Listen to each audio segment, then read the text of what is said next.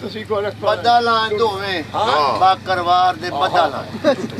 अल्लाह हुक्म दिता भाई ना दी भैणी ते सारा पानी कटो अल्लाह हुक्म दिता ते साईं मौलवी साहब दा नफल पड़े मेरा कमाल सोके दो रत्ता लाल होया रत्ता लाल सोके तू नहीं होया एनु शहर दा पानी लगदा रहा ता रंग बचाई कटा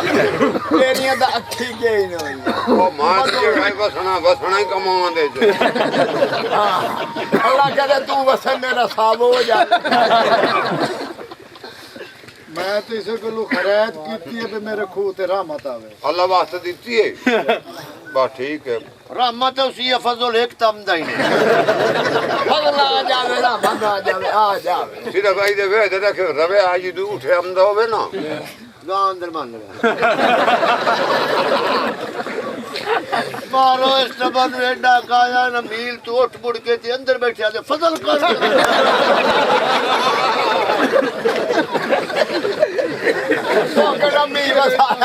तेरी फुआर ते मैं सिगरेट बखा दे वाला खड़ी हो नहीं बुरी ओ ते तैनू मौलवी आ के जी पेट मरावनी नहीं ते बाहर निकलो पेट मरे ना दे पिलका ढिलकिया खड़ा ना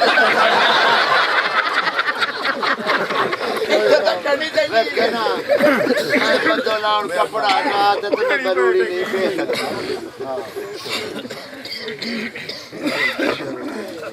ਸਾਨੂੰ ਬਾਉ ਅੱਲਾਹ ਦਾ ਹੁਕਮ ਜੀ ਦੇ ਤੁਹਾਡਾ ਮੂੰਹ ਅਸਲ ਪਿੱਛੂ ਵਸਦੇ ਰਹਿਣਾ ਤੂੰ ਬਸ ਪਿੱਛੂ ਉੱਠਿਓ ਹੀ ਪਿੱਛੂ ਅਮਰ ਜੀ ਕੱਲ ਬਿੱਲੀ ਦੀ ਕਾਟ ਤੇ ਹੱਥ ਮਾਰ ਕੇ ਪਿਆ ਠੰਡੀ ਤਾਂ ਲੱਗਾ ਫਲਾ हाँ तू जो आपने अंदरों निकलन ही ना देता बाहरों तो कोई वाड़ गया हो तो पता नहीं ते अंदरों कोई नहीं निकलता हाँ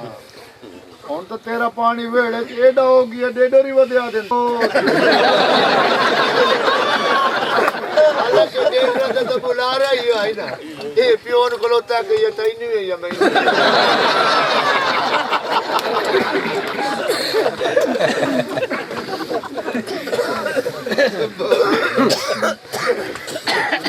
तोय बस रहा के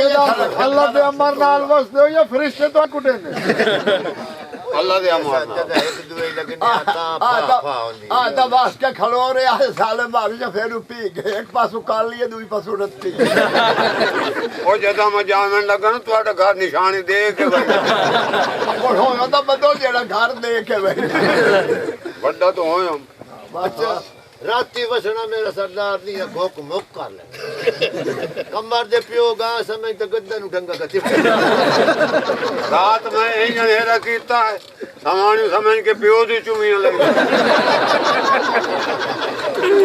राती बिजली आ गई ना तो मैं मारूंगा जगल वेड़ा है पियो मारी भेड़ा के ना वीर मेरा घोड़ी चढ़े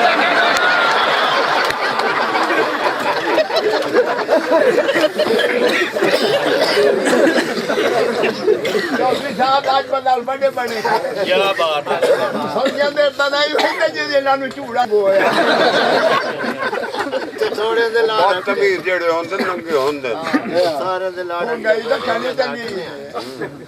सानू काई खड़े ते बाबे फरीद नाल लड़ पाओ जेके ਤੁਹਾਡੀ ਵਡੇਰੀ ਲੋਟੇ ਢੱਕ ਲੈ ਜਾਏ